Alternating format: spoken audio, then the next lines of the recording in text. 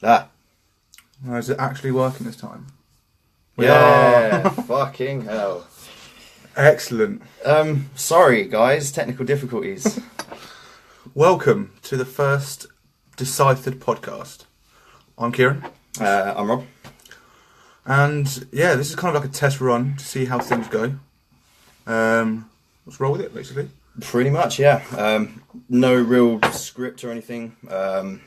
The sort of foundations of the idea behind it was just that this is basically our friendship. This is what we do when we talk outside of anything else. So yeah, just figured one day let's do it. Let's do it. So the history of Deciphered, very quickly.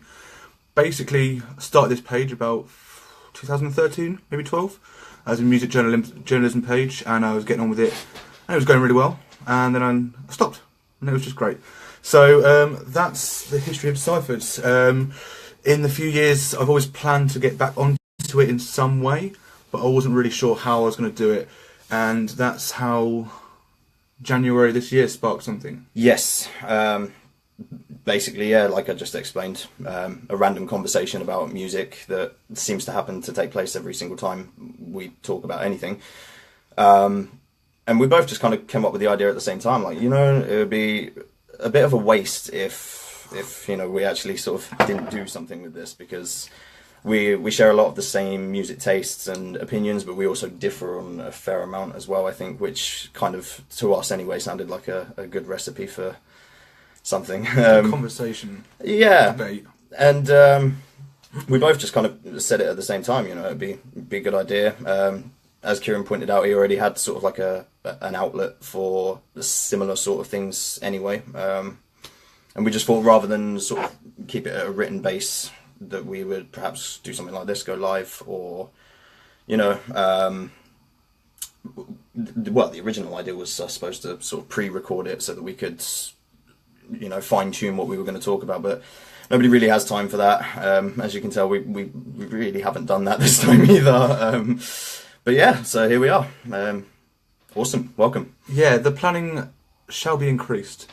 We've done so since January this year. We've been talking about this, and planning has gone into it.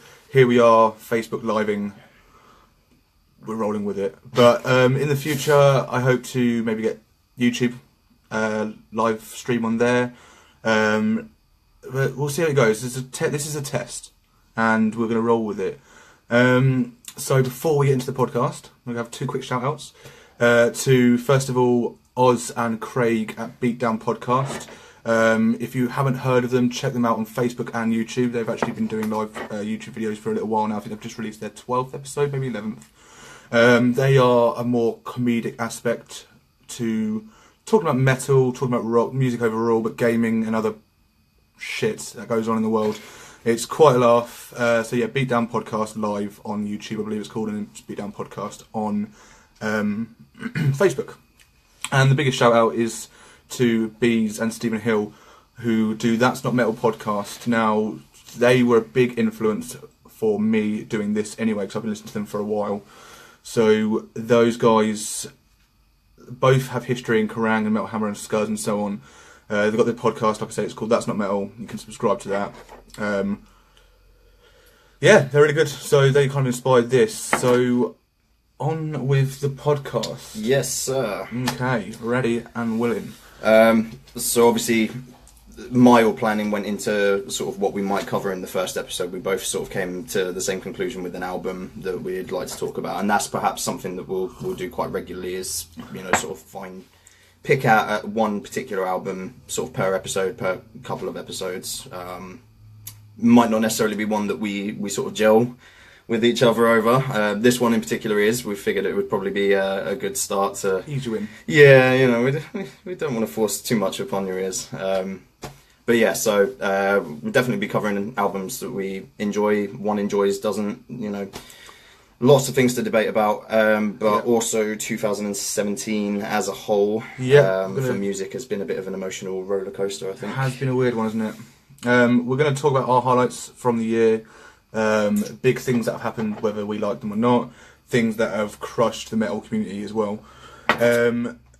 where I pointed out beforehand with Beatdown, this is the opposite end of that. We will be talking mainly about metal, well, just about metal, really. We might mention the odd game here and there, but this is more of a serious discussion. We'll have a laugh doing it, but we're going to have like a serious discussion. We will debate.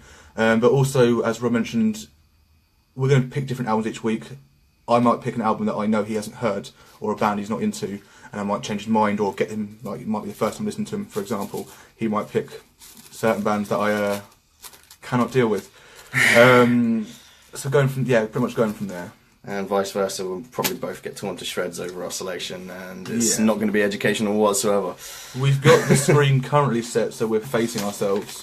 So comments, we will be keeping an eye on them the whole way through the podcast.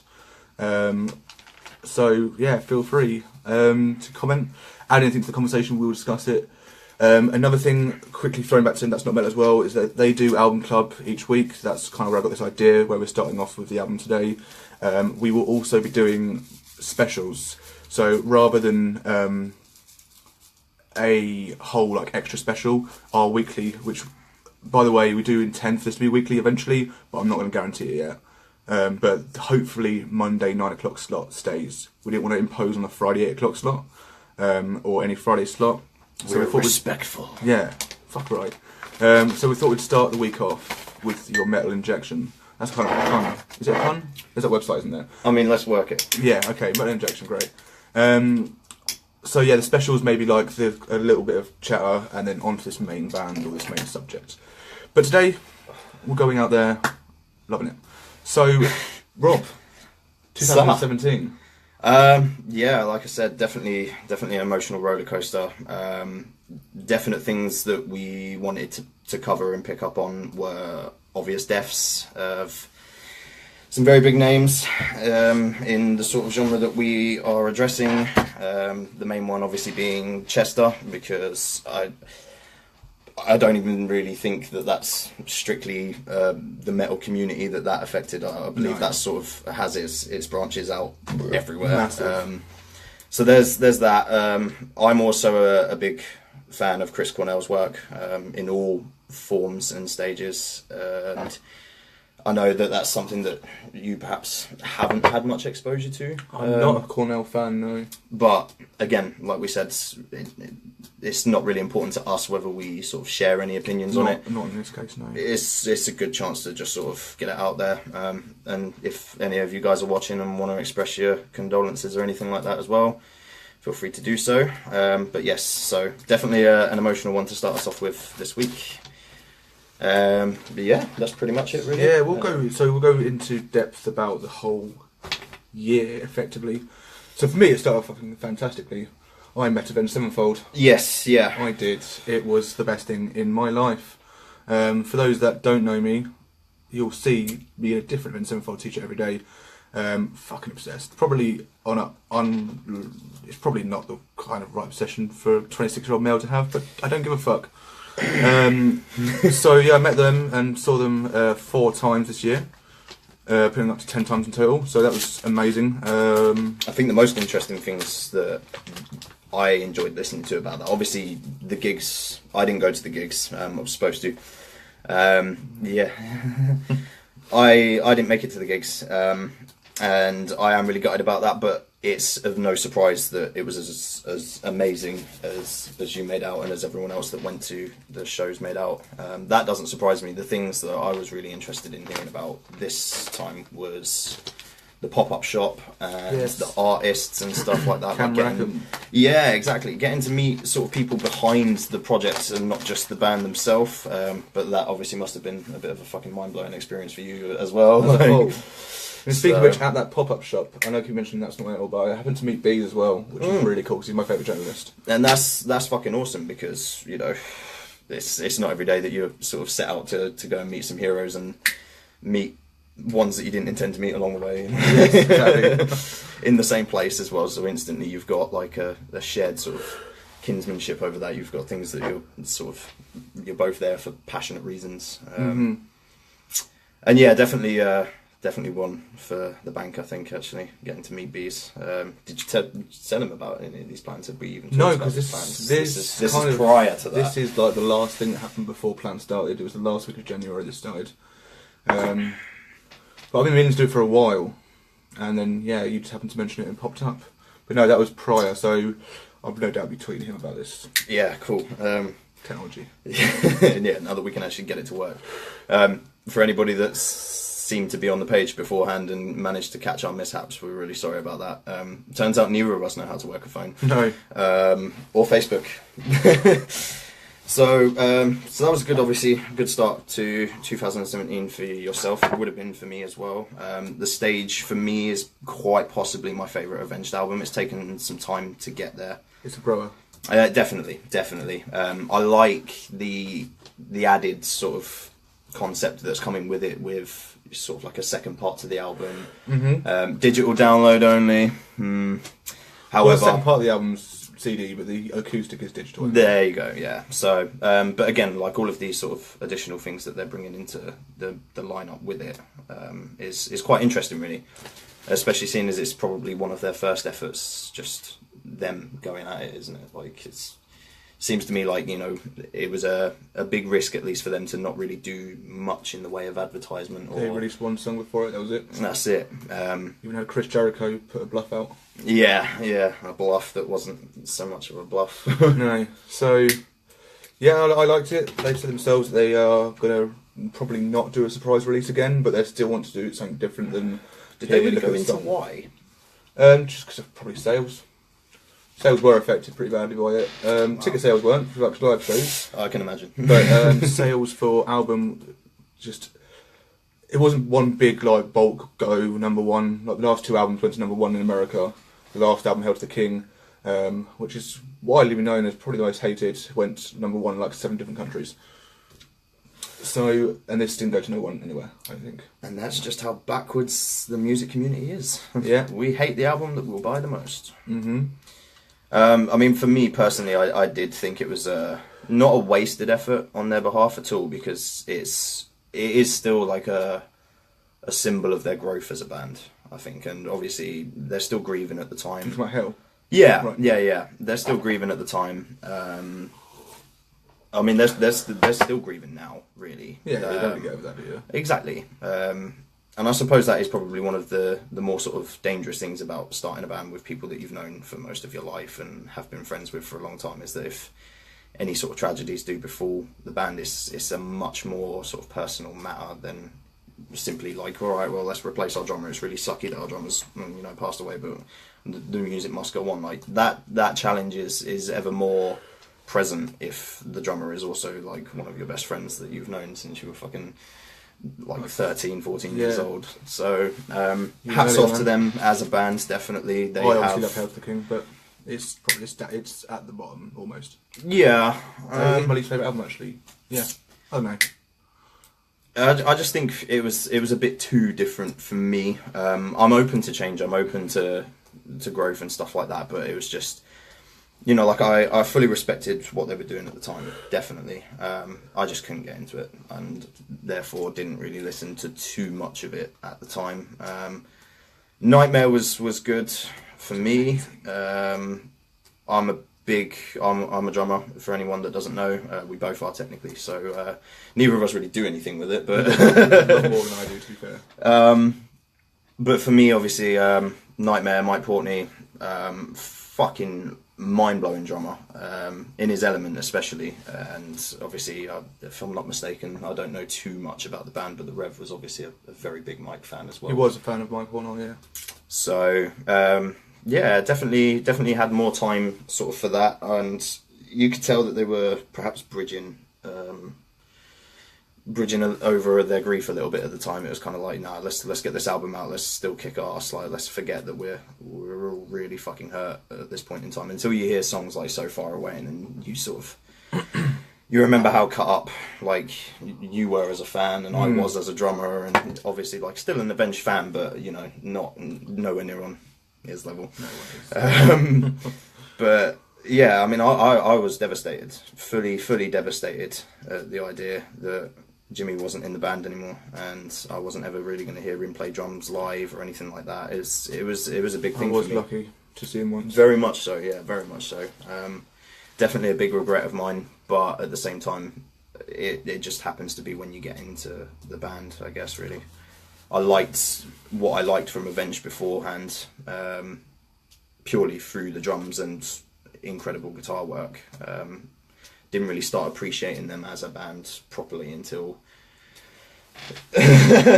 until when? Sorry, probably until me and Kieran started working together, and I had it sort of thrown down my neck a little bit more. Kind of happens like that with me. But I was more than happy about it because I mean, even since way back in the day, we've known each other for many years, and I always used to sort of rip on you for the Avenged fanboyism, but actually it's kind of grown on me a little bit there. Sometimes it works. Yeah. All right. Fair enough. Sometimes it doesn't. Hey, Craig. Right. So yes, but moving on from Avenged, because that will be, because it's me. It will be one of the specials that we do in the Reoccurring future. theme, probably for every episode. Not every episode. I'm making a point of not doing it every episode. Not every episode. What big happened to you musically in 2017? Truth be told, I mean, I haven't really nothing. Was supposed to go download, that fell through. Was supposed to go and see Bullet, that fell through. So realistically for me, it's just been rediscovering some bands and discovering other bands, discovering how much I actually dislike bands that I used to be really into's new work. It's definitely, since talking about it at the beginning of the year especially, I find that I can't listen to a new album without being somewhat critical in preparation for what we've started doing now, I guess. That's fair, yeah. Yeah, it's I've definitely never been that kind of I've never been that kind of fan of music where I'd sort of listen to everything with a critical ear, but it's definitely grown on me a little bit. So yeah, I mean, nothing too eventful has happened for me this year. I've not been to any gigs. You have been to obviously quite a few. I have, yeah, which we'll get onto partially now, partially later. We'll finish off towards the end. A band that I saw on Friday, which blew my mind. But yeah, I went to download. I went to Guns N' Roses after downloads. Oh, We'll go for Guns first because it's quicker. Although my mind might be a bit hazy on download overall. But Guns N' Roses, there was a lot of speculation of how shit it was going to be because of Axl being Axl. I had faith because I didn't think, and I was right, that I didn't think Slash would put up with Axl's shit. Yep. Slash wouldn't join the band if Axl was the way he was. Went to Guns and they were insane. I saw them at Olympia Stadium in London. Amazing show. It was a good 2.5 hours, 3 hour set, and it was just non-stop amazement. I quite honestly don't actually know that much Guns N' Roses. I knew a good. I think I knew more than I realised before that day on that day. Because went there, I thought I knew 5 songs. I probably knew about 10, which is still a good third of their set that I didn't. 2/3 of their set I didn't know.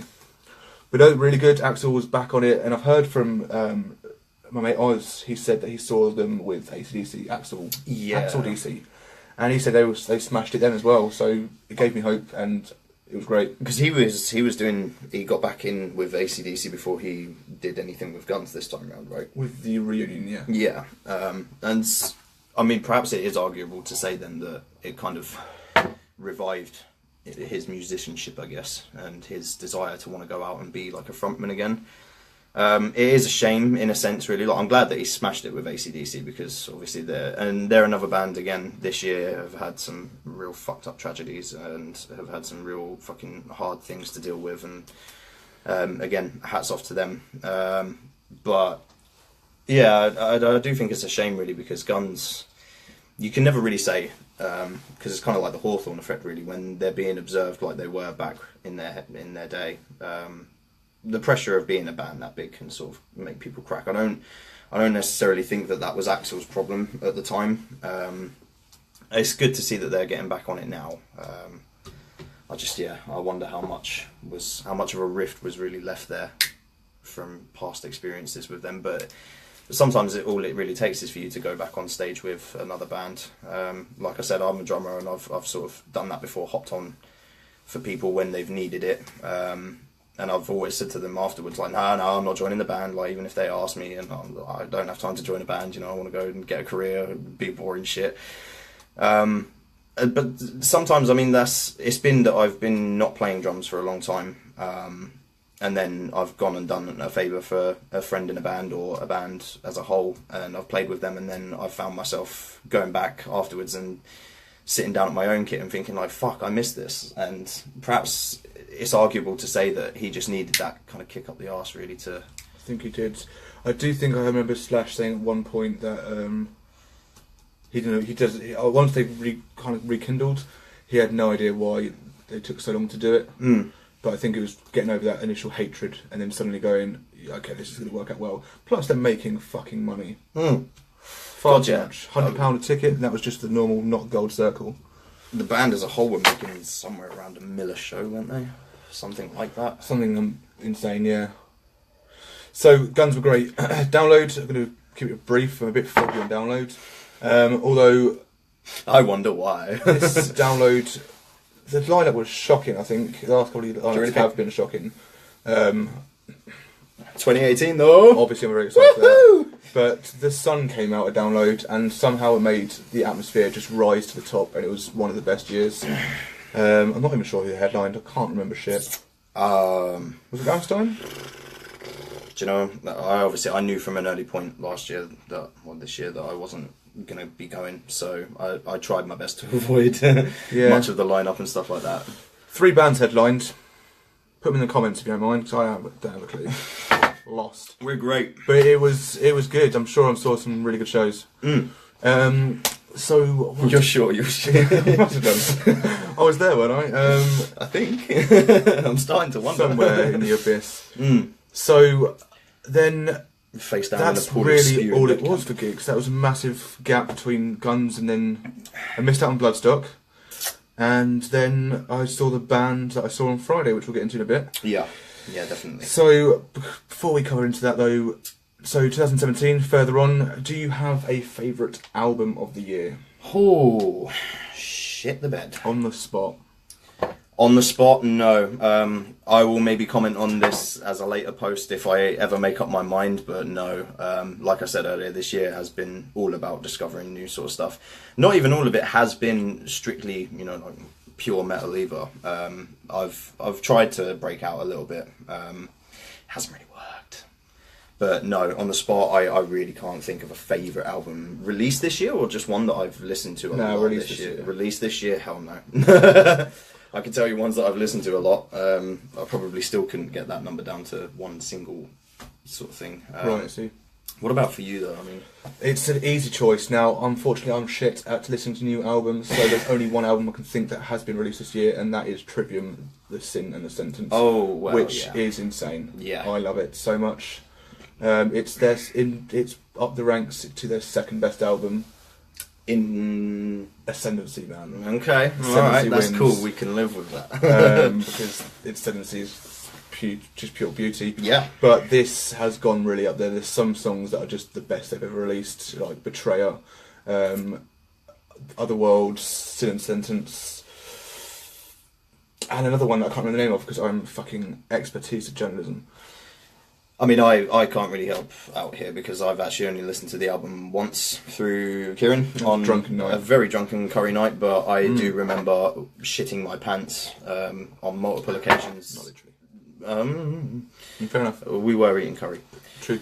But no, I mean, they're a prime example of a band that I constantly can't help but admire the direction and the growth that they take, really, because I mean, even if you're a big sort of Trivium fan that prefers their older stuff, prefers the more sort of thrash line stuff, their newer albums with this a softer sort of approach that, they just get the balance a little bit more in. I can see why people don't necessarily like it if they've been diehard Trivium fans from the beginning, but to those people I say you're fucking nuts, because like I said, I've only heard the newest album once. Definitely will need to listen to it again, and I think that could be one for the club. That could be one for the Scythe. It's definitely one that we'll discuss in detail. Yes, but this is the idea for this, but like with us as well, is that like Kieran said, he's not necessarily the best at trying out new albums and stuff. So I'm hoping to sort of ram some new stuff down his throat that he wouldn't necessarily sort of pick up on his own. And for me, it's just going to be educating me on bands that I should already be educated on. He's the future, I'm the past. Yeah, there's a couple of bands I've been told I should listen to a lot. Again, through That's Not Metal, and that's I didn't think I was going to mention this much, but that's Code Orange, who I tried and failed, but they're supporting Trivium next year. When I see them, I want to try and get into them. Yeah. They're getting massive quickly, and apparently they're not the type of band to go mainstream or anything like that, so they're not getting mainstream, they're just getting big quick because they fucking rule, apparently. And another one is Creeper, who I've heard a lot about through That's Not Metal podcast. Again, they're kind of like, they're both on the end of the spectrum, so my favourite kind of genre of music is a great mixture of screaming and singing, like Wake and the Fallen, The Poison, which we'll discuss later. Those kind of albums, so old school metalcore before metalcore became Bring the Horizon, but we won't go into them right now. That's for another day. Or, we can just leave those out because... We'll go into them one day. We're going to hear a fucking rant. We'll go into them one day if, one of us gets fired or, we just need to blow off some steam. Yeah. So, yeah, that's my perfect genre, but see, Code Orange are very much scream. Creeper are very much sing. It's quite soft and it's not to my tastes, but I'm trying. So we'll see how it goes, because they've been voted like best down the year by some people. I know it's specific people rather than organisations. It's not a vote, but it obviously means something. How did we even get onto that? Talking about 2017 favourite albums and stuff. So I mean, that's perhaps something then that you could go and listen to a couple of bands that you've been recommended to, and then if you feel like they're worthy of the Scythe, then bring them along. Yeah, I'll definitely listen to them. Well, another thing about Decisive is what I'm definitely pointing out. Once we get a bigger following, if we do, and obviously every single viewer is awesome, but we're not overly fussed either. This is kind of for us as well. If we get big, or not big, but if we get like a good few viewers every time, then great.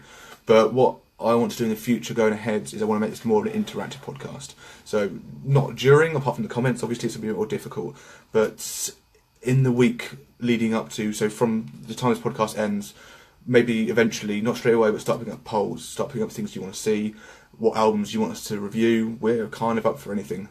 Yeah, easily. So we're totally open for that.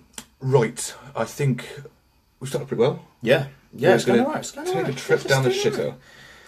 Chris Cornell. Hey, yeah. I'm going to let Rob talk mainly on this one. I'm not that it ever matters in depth, but I'm not a fan. I don't know enough of his stuff. The soft vocalist, his style never really caught my attention, apart from Miles Kennedy. I know it's not exactly the same, but it's similar, right? Miles Kennedy's not exactly the same as anyone. No, it's true. That guy's in a fucking league of his own. But we are here definitely to talk about Chris Cornell right now. So Soundgarden for me, wow. Again, like not a band that I've listened to until the cows come home.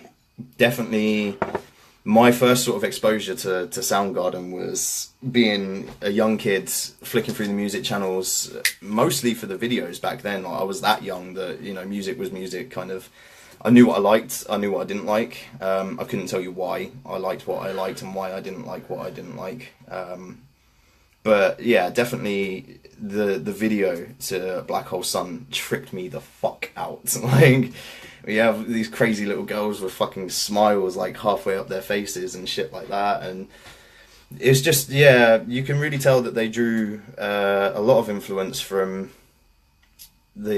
how fucked up American culture is, really. And I don't necessarily think that was what the idea behind the song was, but it definitely fits with the music really well. So that, for me, straight away, that was like, wow, who is this band? Who is that guy? Like, he's got such a fucking twisted voice for this sort of thing. And I just, I really grew to like it quite quickly. But again, it wasn't a case of like, I like this guy, I'm going to go and listen to his music straight away. I was really young at the time. Whenever I heard that song, I'd be like, it's Soundgarden. I know this band because I know this song. I didn't have a clue who they were until I started listening to, even older stuff like Rusty Cage. For any of you that are Grand Theft Auto fans, you will have heard this song if you listen to the right fucking music stations on San Andreas. but yeah, fucking just a brilliant band. And then they go away, they do their own thing for a while, and then Chris decides, actually, do you know what? I'm gonna take on some of my own sort of solo stuff. And I think, if I'm not really mistaken, I think at the time a lot of people were a bit like, I don't know, dude. Like, you're cool and everything, like, you're talented, but yeah, I'm not sure if we're ready to hear you and only you kind of thing. I certainly was, because Chris was definitely the thing that attracted me to the band, really. I thought his vocal style was not necessarily even unique, just, I don't know, yeah, very, very sure of itself in a way. Like, you can definitely tell that there was a lot of influence from other bands that were around at the time, but at the same time you can also tell that he was setting a trend and being a pioneer. And I think that really sort of came into play with his own stuff when he finally started doing that. And Audioslave are still to this day one of my most listened to bands. Definitely will throw some of that down your net, because Soundgarden, I'm open for it, man. Soundgarden, I can understand, might be like an acquired taste nowadays, especially. See, I did see them perform down a few years back, but again, never grabbed me. Which is, yeah, Audioslave I think might be a little bit more up your street. Is that Rage with him? Yeah. Is it pretty much Rage with him? I'm not sure. Can't Which stand members Rage cross over. Again, like, it is mostly for Chris, which I guess is why you probably felt more comfortable sort of letting me talk this one through, is because Absolutely. I wouldn't know much detail, man. I mean, I don't. I'm not going to sit here and pretend that I knew the guy's career very well or his life. To be honest with you, I didn't even know that he suffered as badly as it transpired that he did in the end. So, can you remind me how he died? I believe the final thing was that it was suicide. Was it? See, I thought suicide by hanging, and it could have been like through things like that as well. But I mean, that it doesn't really answer many questions. There was a well-known BBC presenter that hung himself, and for years that went as a suicide thing, and you know, people were saying like, oh, you know, he was happiest guy in the world, and we can't understand what happened and what actually transpired to be. And I'm not suggesting that Chris Cornell is a sex pervert. But what actually transpired to be is that the guy was basically trying to get himself off and hung himself. Wasn't that a singer as well? T-Rex? Possibly, yeah. I mean, T-Rex, I believe, like, was... What's the fucking phrase? I can't remember. Yes, asphyxiation. And that was, yeah, choking himself while, I don't know, having a jaff. Yeah. And each to your own. But don't try it at home. Yeah. Decipher it helps. Or, you know, in a hotel room when you're supposed to be on stage the next night. So, really sad sort of thing to happen, really. Whether or not big fans that are even beyond myself will ever get, like, true sort of closure on that is debatable now, really, because there are still a lot of people that don't think that the situation adds up. I don't really know how I feel about it. In dealing with death in my own life, I've kind of learned to just let death be death, and that is that kind of thing. Like, if I thought about it a lot, yeah, it'd probably bother me. Like, you know, why aren't these questions being asked? Why aren't these questions being answered? And yeah, there's. I mean, if any of you guys know more, feel free to drop the comments down there. We'll definitely take a look. If you're offended if any of us have spoken out of line about Chris Cornell and his sexual deviancy, then by all means. Absolutely.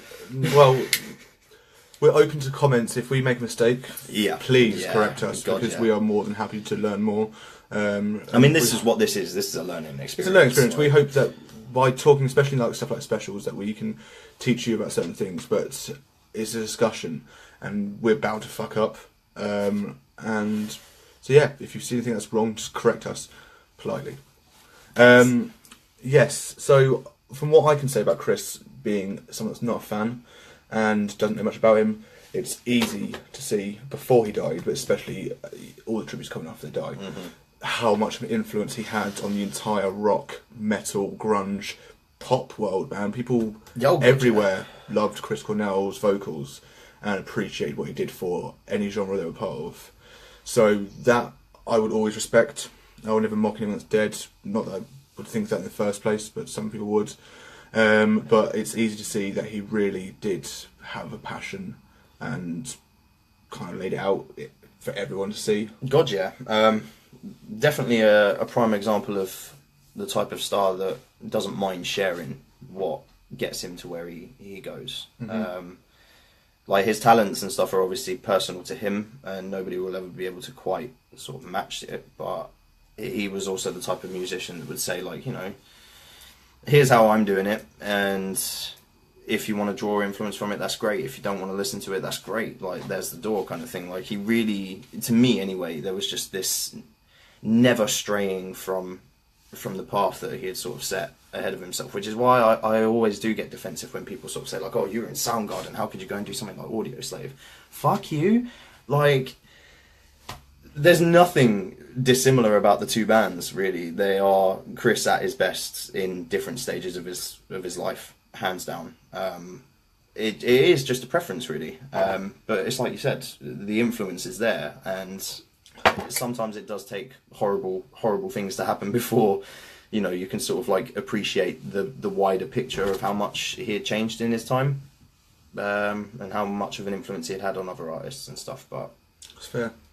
yeah, definitely. And obviously the biggest sort of influence, and a lot of people would argue perhaps in a negative way as well, was Chester this year. And obviously the two were very close friends. They were. Didn't Chester sing his funeral?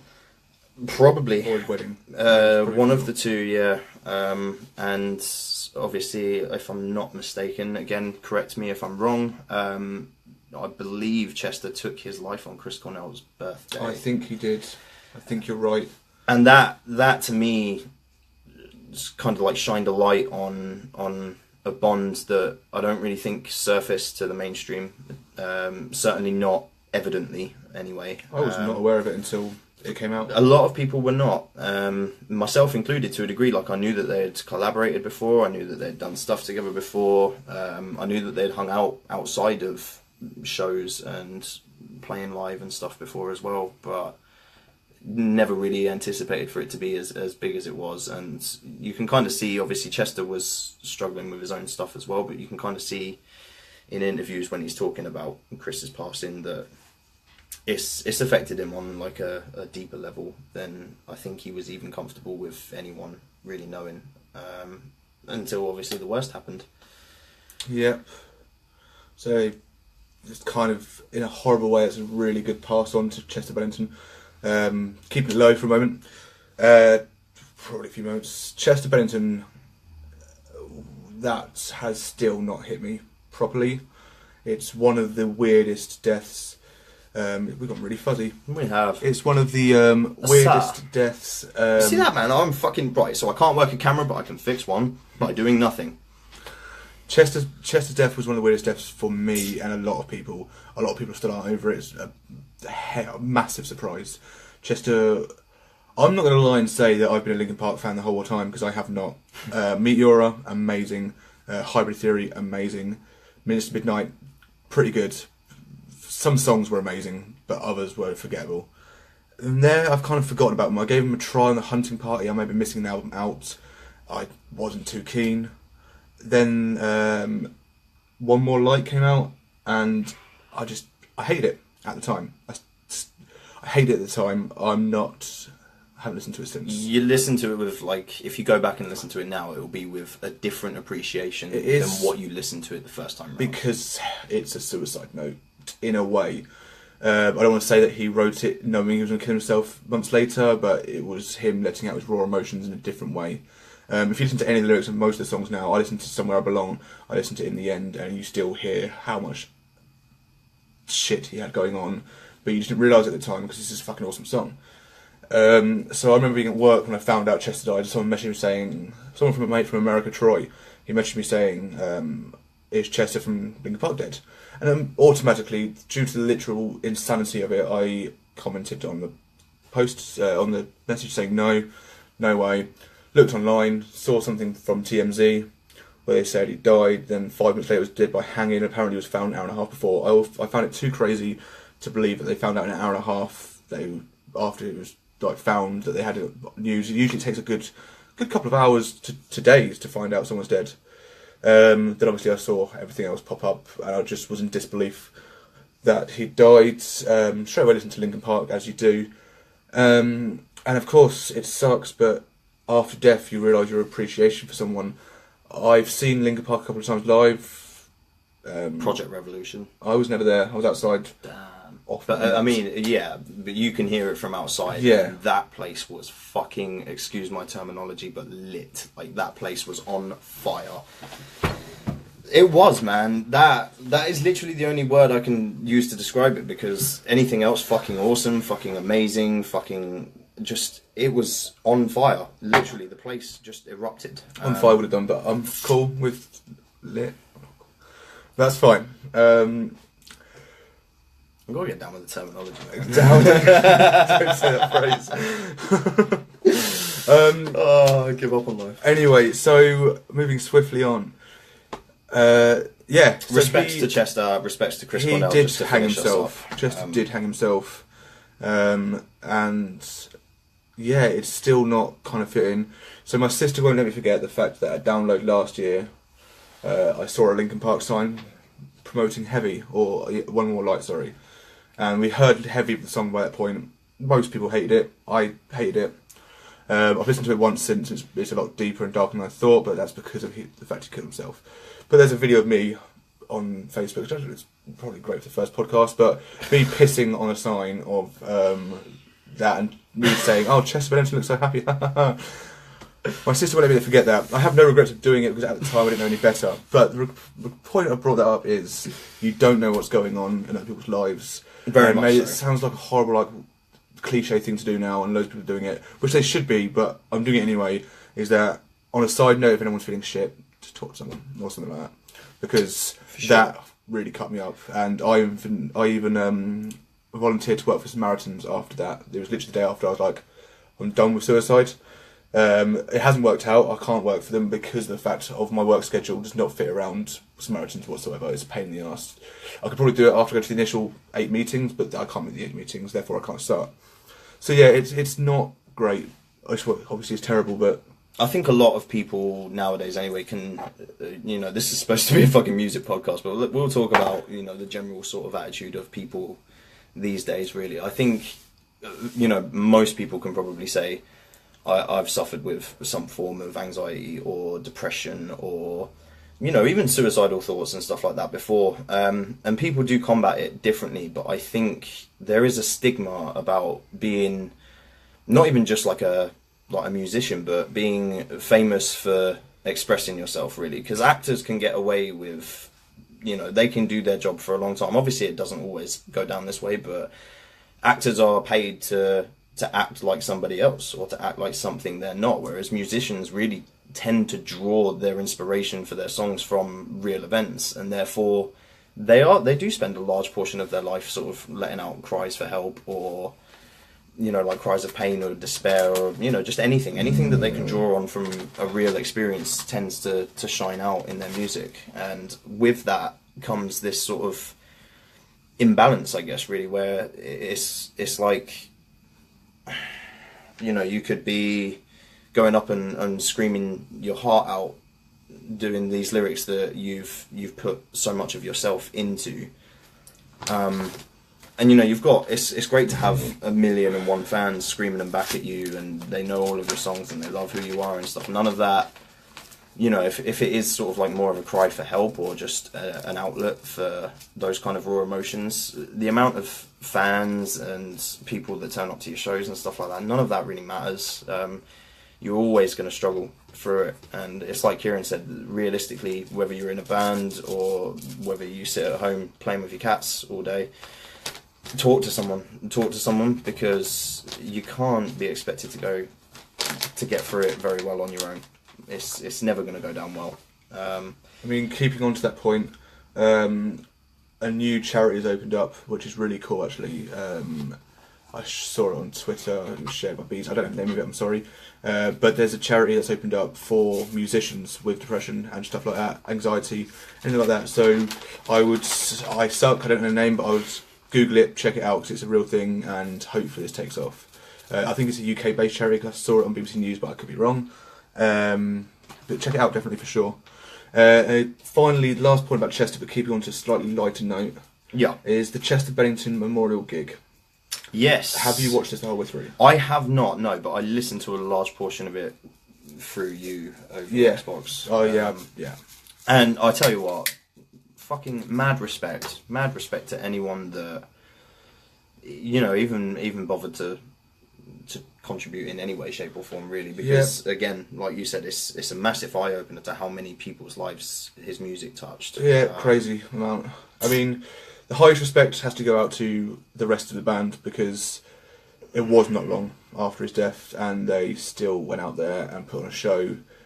I think, from what I've seen, I know I'm using Avenged as an example because I saw what happened every step of the way with them that they showed to the fans. Obviously, there's a lot that went behind the scenes, but they had their first show in Montreal after Rev died, and they were dreading it. They did not want to be out there.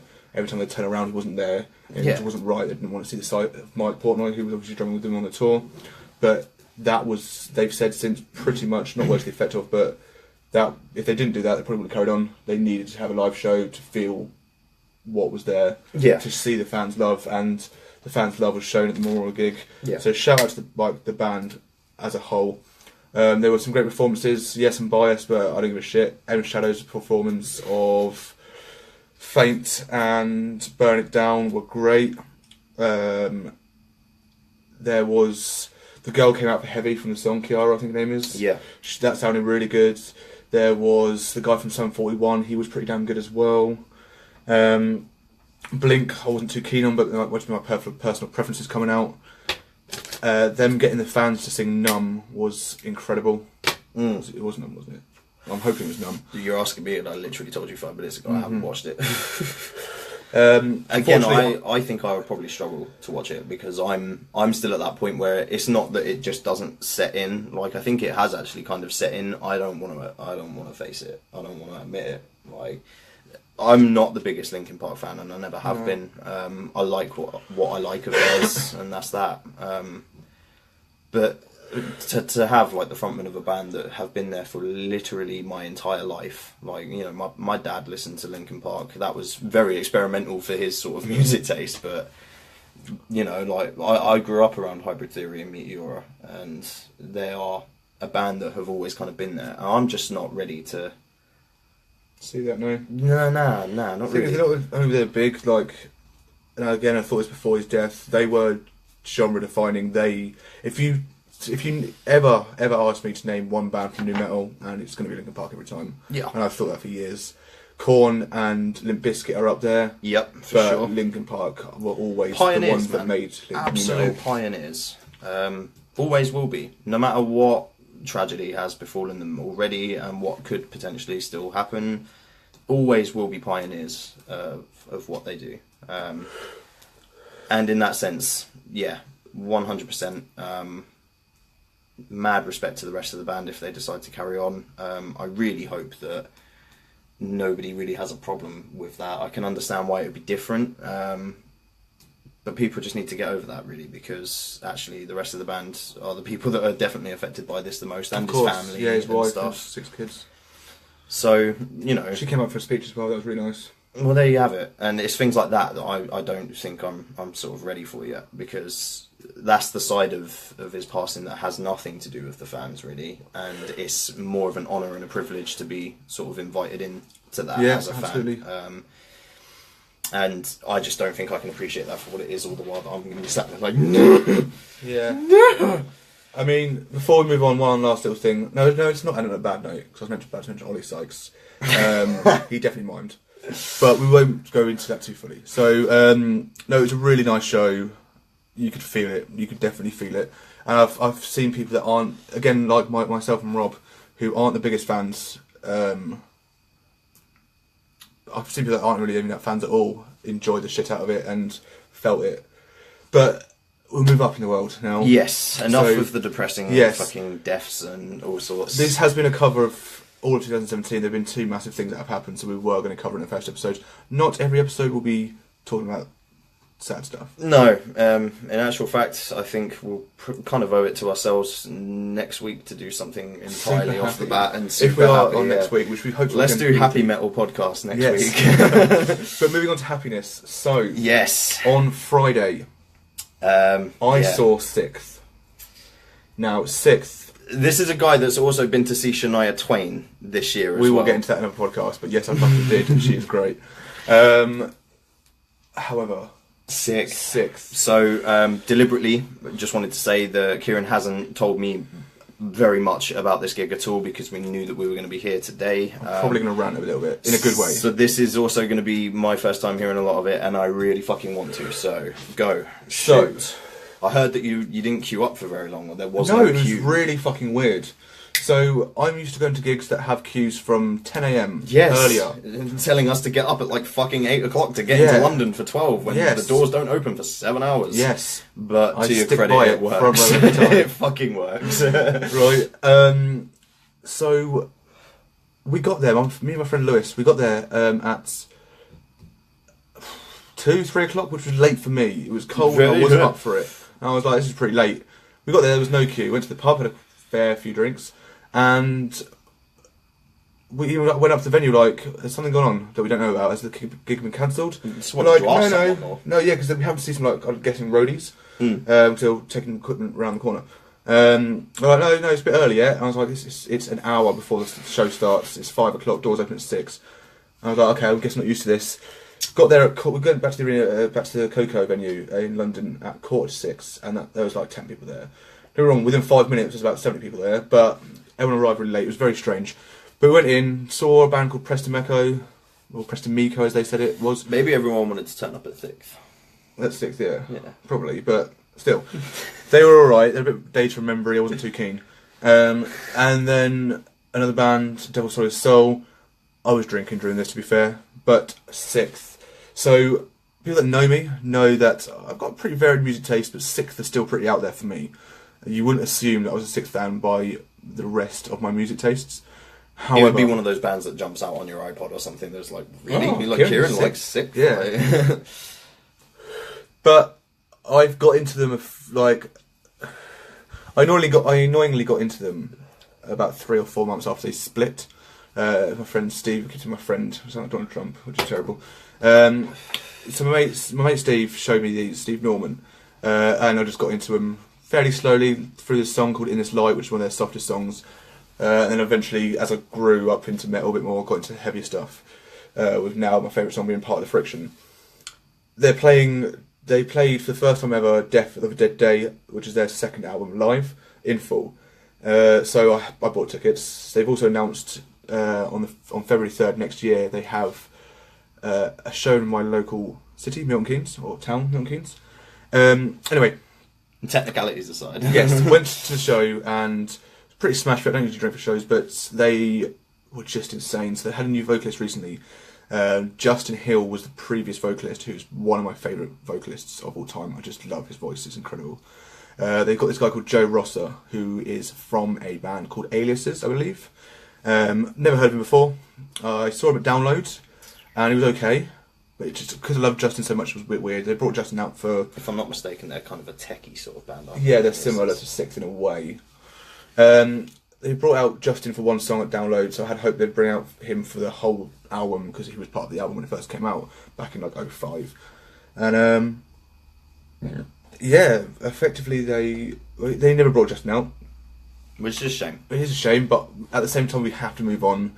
We get his new vocalist, but I don't know if it was the fact I was wasted, but Joe excelled. Joe sounded great, especially on In This Light. Like I say, that's a Justin only song, and Joe sounded incredible the whole way through the whole set. So it matched your sort of expectations to a degree then, like... It's very close to matching. I'm not going to say it matched because I know there's some points where I know Justin's voice would sound a lot better.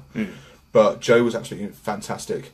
They played obviously the whole album, Where Do We Fall, which that song is incredible. Part of the Friction, like I said, is my favourite song. They nailed that. They played some songs that weren't part of the album, Pussyfoot. And then, yeah, effectively we continued to get drunk. Like I say, genuinely a massive, amazing gig. And then I went home on the train, got drunk, and smoked in first class. Fantastic. Yeah. So that was 6. I feel like I didn't really get enough points up there, but other than the fact they were fucking insane. So I'm very excited for February. Awesome. So yeah, like I said, I didn't go to the gig. I deliberately didn't ask Kieran too many questions, and I could tell from various fucking Xbox Live chats that he's been dying to sort of to shed some light. But I think this was probably the best way to have gone about it, actually. And that's cool. I'm not gonna lie, I half expected you to be like, well, it was a good show. The rest of the band did great, but that new vocalist, it's not Justin. Fair play to him. Yeah, that's cool. So that again, yeah, that was a nice surprise. Actually, I did not expect it to go down this way. For the future, man. Yeah, defo. Which is good because it would be a shame. I'm personally not a big Sick fan. I like a couple of their songs. Have nothing against them, just don't listen to them. But it's good because they are incredibly talented at what they do, and that is. They are also another band that's genre defining. A lot of people say that they kind of created gent in a way and tech in a way. They're a combination. If you look back and see that band and see what bands came from it and cite 6th. We'll talk about this on a different episode. It's true, man. I have many more roots in tech metal and gent. You do, but if bands cite 6th as their part of their inspiration, you can't. I will not argue with that, but genre defining of gent. They did, man. I don't. They know. kickstarted this shit, but we will get into some time. I'll tell you what. Show me an 8-string Ibanez 6th song, and I will gladly agree. Look, I'm not saying they created gent. I'm just saying they're a big part of what formed it. Okay. Okay, they could be part of the driving movement of bigger and better things. They can be, they are. Right, moving on. We're going to go to our album club of the week, which is The Poison by Bullet for My Valentine, released back in 05/06. Yes, as which we figured out the other day. Yeah. We both sort of said like the different years. I said like, no, I'm pretty sure it was 05. And Kieran was like, oh, I'm pretty sure it was 06. And turns out we were both correct. The album was released in the UK and Wales, obviously, hometown, repping. That was released in 2005 here, and then The Poison was released in the US and the rest of the world, I assume, anyway. US and Japan, wasn't it? Yeah, something like that in 2006. 06, early 06. So technically we were both correct. But we decided that it would be a good one to start with because for me anyway, definitely very influential in my drumming, which I always attribute as probably the biggest thing that got me into the sort of music that we're going to proceed to talk about over the next however long, really. Yeah.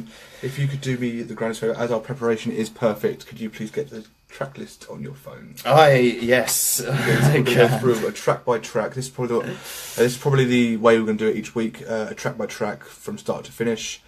Go through each track. It could be a 15-second thing about each track, or about one track, and then a 5-minute on the next. There will be some long discussions about certain tracks on this album.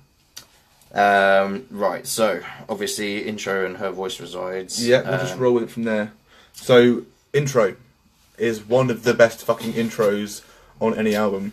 It features Apocalyptica doing the violins. I did not know that. Did you not? No. Yes. So there you go. It's Apocalyptica doing the violins for it, and it's very simple, but it's really effective. It's really just builds you up, and then goes straight into... Do you have anything to say about intro first before I go into the next song? No, not really, other than the fact that I've never really been one for the sort of elongated intro songs into albums. I get why they're important. I've never really been a fan. However, this album just would not make sense without it. Especially it builds up slowly but surely, and then goes straight into the scream of Her Voice Resides. Fucking which brutal as hell. Is, again, those two songs, one of the best, put together one of the best intros to an album. Her Voice Resides is a great song. It really is, yeah. It's not one of those, if you ask me to name some songs, it's not the one that jumps out to me first of all. No. I'm like, oh, what's that song called, kind of thing. I mean, the definitely like the hook caught me the first time I ever listened to the album all the way through. And I will admit that I'm definitely one of those people that was on Scuzz one day, saw Tears Don't Fall video and thought, fuck me, that band is awesome, and listen to that guy's fucking double bass drumming. So that was me sold instantly, and I went and listened to the album pretty much straight away, and just, yeah, absolute insanity from the minute that the intro, like I said, the first time I listened to it, I can't really remember, but I can imagine myself being like, oh look, it's another metal band with another fucking like additional instrumentation intro, yippee, like get on with it. And you know, fucking goosebumps before the song even really erupts into what it is. It's just kind of like, okay, where are they going with this? And then, like you say, you get met with that scream straight away, and it's like, shit.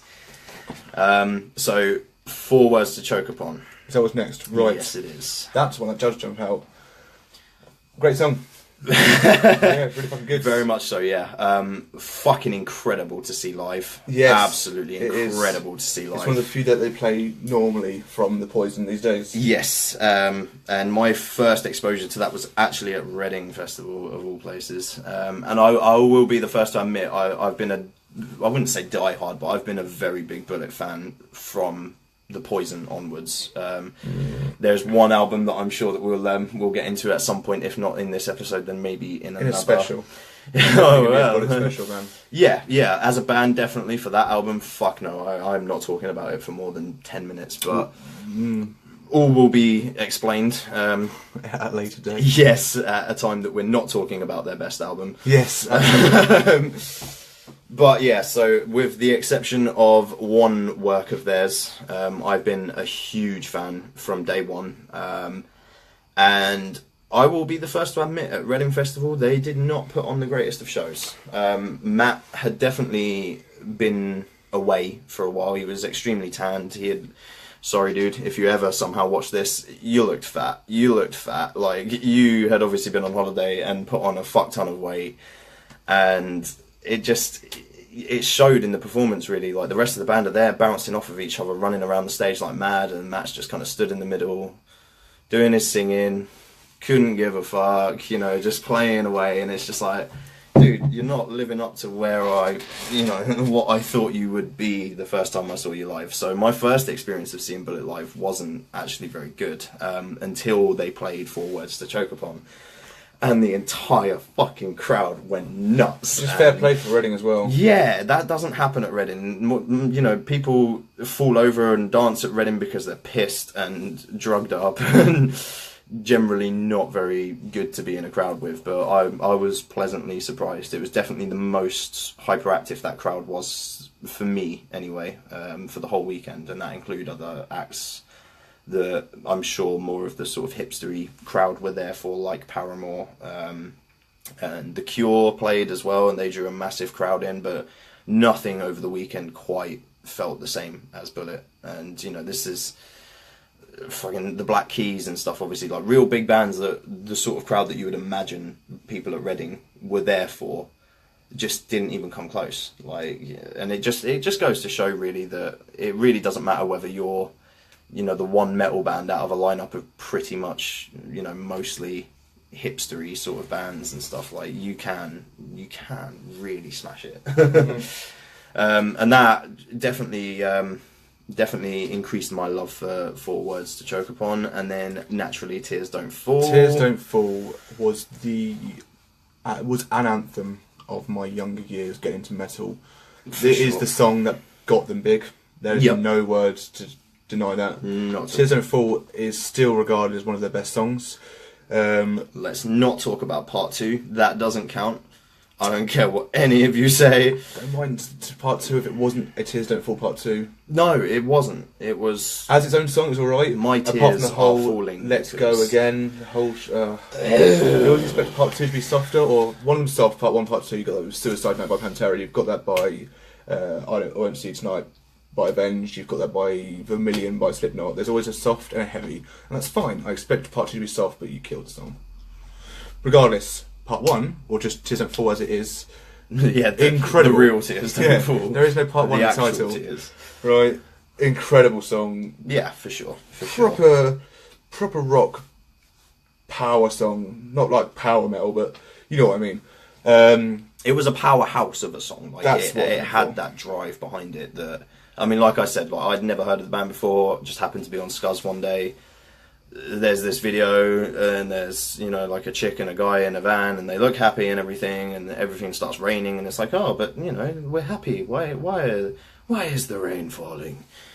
And you know, just straight away, like the video caught me. The music itself was amazing. Being a drummer, the drums, Moose's drums, just fucking blew me away from the minute they start echoing out over the song, really. And just, yeah, like you said, it's one of those defining songs for me as a person, not just for them as a band or for metal as a genre. Like, I think it goes beyond that. I think if you have that sort of particular connection with a song like Tears Don't Fall, I honestly can't say that I would necessarily appreciate metal the way that I do nowadays, were it not for Bullet as a band, but for that song in getting me into Bullet. Yeah.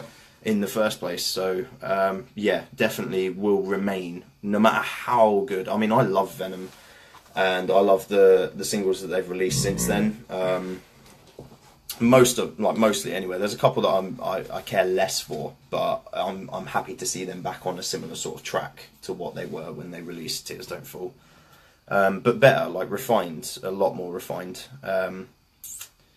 And just, yeah, like it's one of those songs that I will always go back to and listen to because it's great, but it's also there as like a milestone for like, you guys were really fucking awesome when you started, and now, you know, like you're up here and things. Although the music quality has declined, in my opinion. It's like the music quality's gone down like that, and Matt's ego has gone straight up like that. But we won't go into Matt's ego today either. Again, one for a Bullet special. We're both big enough fans that I'm sure that will happen one day. And when we say specials, like for me personally anyway, I don't think we'll spend the entire episode talking about one band. We can start talking about the influences they've had on other people. Our specials are basically going to be a collection of. Yes, we're going to be talking about the band. We're going to talk about the entire history. We're going to talk about what started them, where they are now. A little bit of information based on each member of the band, but we will talk how they've had an effect on other people as well. So it's going to be pretty much a whole episode based on that, but it's going to be everything surrounding Bullet as well, not just that's it. This. Yeah, we're not going to do like a song by song for the specials. This is for Album Club. When we talk about specials, we'll be talking about each album, but we won't go into detail about every song. And specials will also be a good like 15 to 30 minutes at the beginning of an episode, where we start talking about stuff like we did at the beginning of this episode, like kind of like what's happened this week. So we'll always have a week recap if we're doing weekly shows, and then we'll move into our topics. If it's one topic, that's a special. Amazing. So, Suffocating Under Words of Sorrow. What can I do? Well, you can't do much about that song, can you? It's pretty good as it is. Yeah, I mean, I'm desperately trying to think of something to change. No, it's a really fucking good song. It is a really good song. Again, probably not one of the sort of bigger ones that jumps out on the album as such. For me, anyway, being that, I don't know, yeah, it can quite easily blend in with the rest of the album, I feel. It's like Tears Don't Fall stands out. Hand of Blood for me stands out. See, that's what I was about to mention, Hand of Blood. I saw that on there. That's not actually part of the album, which is strange. That is rather strange, yeah, but I guess part of the EP like beforehand. But then they did release a version of this that had the Metallica cover on as well, so I'm assuming this is like the track listing for an extended edition or something like that. Yeah, strange. Very much so. Hit the Floor is another one that kind of like, it's great, but I couldn't name anything special from it. All These Things I Hate. All These Things I Hate is iconic. Very much so. It's their softer approach.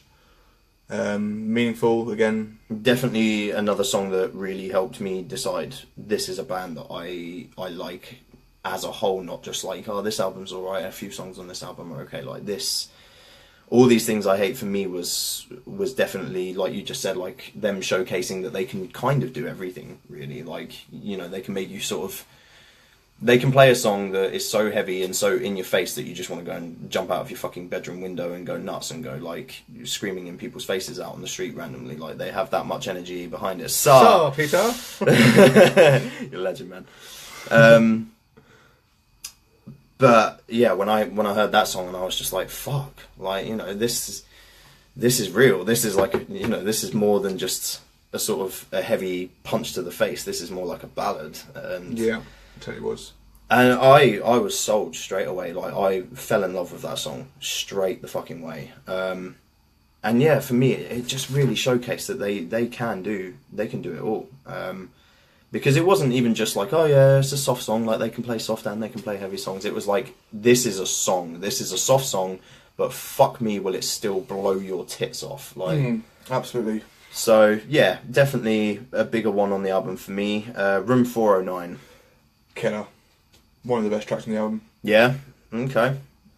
I don't actually have that much to say about it. Nothing wrong with it. Nothing blows my mind about it. I think so. This is one of the first tracks I heard that was just like, dude. The intro drums, it's simple but effective as fuck. Oh god, yeah. And I think that's definitely another sort of thing that I would use in relation to showcase how far they've come. Is that they've always had the skills there.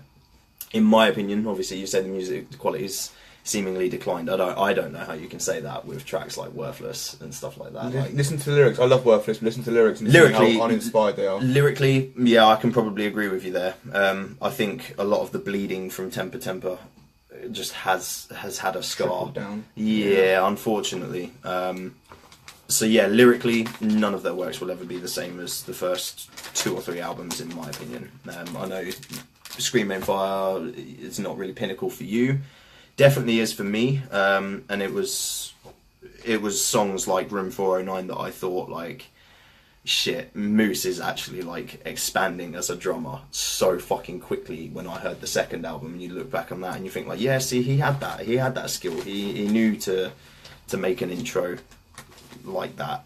He knew that he didn't have to play over it. So that already is something that a lot of drummers, myself included, definitely, back in the early days of drumming, you don't necessarily always start drumming with an appreciation for when you should be quiet. In my mind, when I first started drumming, like, I had to be heard all the time. That was just how it is. But yeah, and just, yeah, very much so. Very much like a good example of his talents as a drummer for me, so I will definitely agree with that comment. The Poison, the namesake, here we go. Oh, I feel like you're about to say something bad, but I'm not. Okay, God no. great. God no. So my favourite song has changed a lot on this album throughout the years. Most recently, it's been this for the last year or so. The Poison is... Beforehand, 10 Years Today. Yeah, that was my intro favourite ever song. Yeah. 10 Years Today was incredible. But speaking of those together, well, The Poison first. The Poison as a song, just... It's what I mentioned earlier, perfect combination between screaming and singing. It's just got that riff of nuttiness. The chorus, the soft vocal chorus is beautiful, and the screams around it just make the song perfect for me. Very much so. Couldn't agree more, actually. And then interestingly, obviously, 10 Years Today. That gripped me as a young 15 or so year old male, and yeah, it was just fucking great. I felt like that was the main song that told a story without a video. Yeah, I can definitely agree with that. For me, I actually had like a very personal connection with that song because I had discovered Bullet. For any of you guys that went to school with me, you'll probably remember who I'm talking about here, but I discovered Bullet not long after a classmate of mine actually passed away. Right. So obviously like a different sort of thing, a different sort of message than the one that the lyrics let out, but a lot of the tones of it were still very much like something that I could relate to at the time, like getting we were all called into assembly one day to be told that somebody that we'd all gone to school with for the last like 5 years had passed away and that they'd been taken off life support and shit. And it's like, I was just discovering the band at that point in time, and this song really, really hit me, just lyrically, because I mean it's not even like downbeat or anything, is it? No. It doesn't sound sad, but the lyrics behind it could be conceived as obviously quite powerful, quite emotional, and a bit of a trip, really. And yeah, I definitely didn't know how to make sense of that at the time. I'd lost loved ones and close people, but I'd always been surrounded by loved ones and close people when that news eventually came out and stuff. So my dealings with with having a friend that passed away. I'm going to do my trick again. There we go. I'm just too good. My thing with like my friend passing away and stuff, I didn't know how to make sense of that because it wasn't the same as anything I'd ever really felt before. Listening to the song didn't necessarily like sort of restore anything or make anything better, but it certainly served as like an outlet for not knowing what to do with those kind of emotions. Have you got your lighter in there? Yeah. So yeah, that's that one. Actually, more of a. I don't think many people actually probably would guess that about me on the album. That is one of my top ones. No, wouldn't have. Cries in Vain. Has no one told you your cries are all in vain? See, this one is probably. It's down there on the album. Yeah. Okay. Now I'm not sure if this is because when I first got into Bullet, I was listening to the EP a lot, and Cries in Vain was part of that. So when I've really got into the album, I already knew Cries in Vain. I didn't appreciate that as a new song. I'm not sure if that's the case, but also it's just all right. Is that the bit? Is it Cries in Vain or Spit You Out that has the bit where it goes to that tiny little live section at the end? That is Spit You Out. Right, we'll get on to that in a second. With the boy for my Valentine, how you doing, everybody? That bit. Yeah, I love that bit. That's Spit You Out. So that's the next song. I mean, I don't really have much to say about Cries in Vain. I liked it. But again, not something that really stood out on the album for me massively. Anyway, I get why it's a pinnacle song. I get why they're probably still proud of it, and they do play it live. Probably not all that much anymore. Apart from last year when they played the album that's it. Yeah. So, but I have seen them play it live before, and it was very good live. That's pretty much it. That's pretty much all I could say about it, really. Yeah. It's not a very standout song for me. And then we go into Spit You Out. Which is up, it's a bit further up. Yeah, not by a great deal, though, I guess. I never really did get the live bit at the end, but... It's different, I like it. That's fair. I just want to point out that none of these songs I dislike. I fucking love every song on this album. But, yeah, we're going to still critique. Yeah, definitely. And I think this is probably like the harshest I've ever been on this album, really. And it is for the purpose of being in front of the camera and doing it like this, the way that we always said that we would. But yeah, definitely the most critical I've ever been of this album, really. Because if anybody outside of this asks me, like, oh, do you like this song? I'll be like, yeah, man, it's Bullet. Like, it's off their fucking the best album. I love it. I love it all. But like, there isn't a song that I would ever get rid of off of this album. Like, nothing would feel quite right without it being the way that it is. And for me as well, I mean, like you pointed out, Hand of Blood isn't actually like a part of the album, but I discovered it at the same time as discovering this album. So for me, it sort of falls into that category as well. And certainly on my digital copy, it was part of the album. But like I said, the Metallica cover was as well. So, which isn't on here, and we will not talk about. Even though I do really quite like it, I do think it's an interesting way of doing it. Just don't try and tread on Metallica's toes. I'm not even a big fan, but you're never going to do it like a mad amount. I'm down with covers. I'm down with covers. I do think they did a good job with it. I do like it. I listen to it quite regularly. I just, every now and then, I would actually say that I listen to the Bullet version of it more because it's part of my copy of the album. So I do end up listening to it more than the Metallica version. It's just every now and then I'll go and listen to like Sanitarium, Welcome Home by Metallica, and it's like, oh yeah, I prefer this one for sure. So that ends the album with the final song, aptly named The End, which is a complete not throwaway, just it throws you off when you listen to the album because it's absolutely different to the rest of it. It's fucking incredible. Yeah, definitely. It's one of the best songs, maybe, or one of those. Again, it shows their ability to roller coaster around. Absolutely, the genre. It's a song that also really tells a story. Just I didn't like as much as 10 Years Today. It's how it goes from raw like emotion to heavy fuckingness, and then switch around multiple times in the song. It's a really good way to end the album. Definitely. It got you excited for the next album. It's a shame what they released after it, but that's that. So for anybody that can't tell, I'm a big fan of Scream Aim Fire. I think it's a fucking epic album. Kieran not so much, and then I think our sort of roles switch a little bit when it comes to Fever. Fever's great. And I like it. It's alright. It's definitely not up there for me. We're definitely doing a special on this. Yes, we are. I can tell this is writing itself. This could be a debate. We don't write anything. We don't write scripts, but this is writing its fucking self. Absolutely. So that's The Poison by Bullet for Valentine.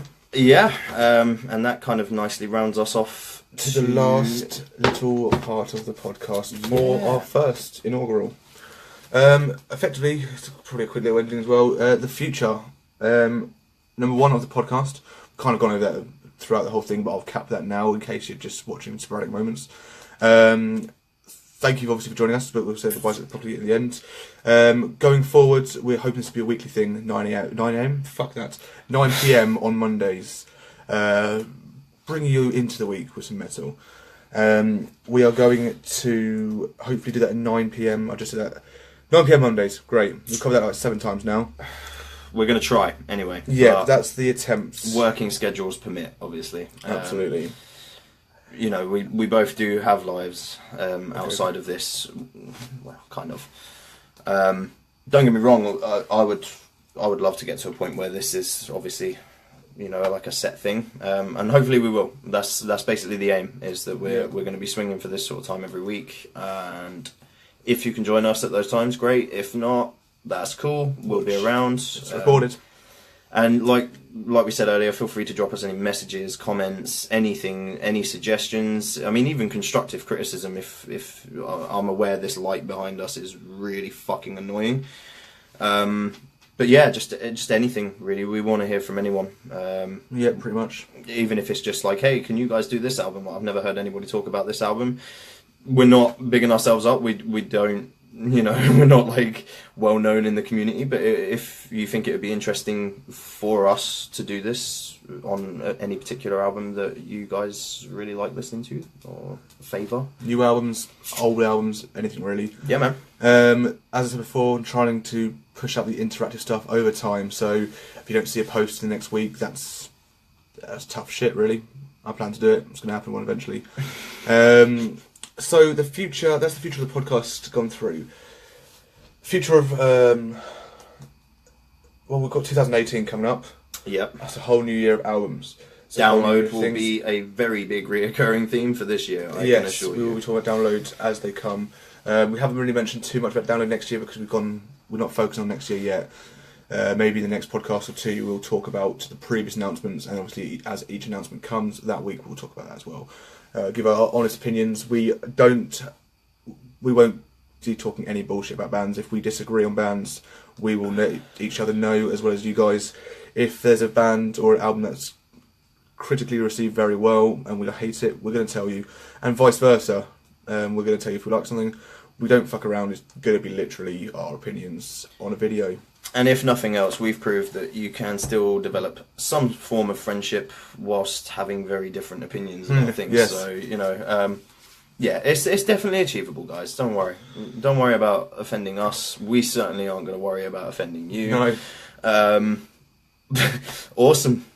So, yeah, that was that. That's our first podcast. So it's a test version. Last thing also, we again intend to move from Facebook Live to something else, but this is what we've got for now. So yeah, hope you enjoyed it, man. Yeah, awesome. And we will catch you guys hopefully this time next week. Quick shout out also, one last thing. Happy birthday to Zachy V. Had to. Oh, babes. Right, yes, thank you very much for joining in. Let us know what you thought, even if you're watching a week's time, a month's time, don't give a fuck. Let us know what you thought. Thank you very much. Take care. Ta-ta. Bye.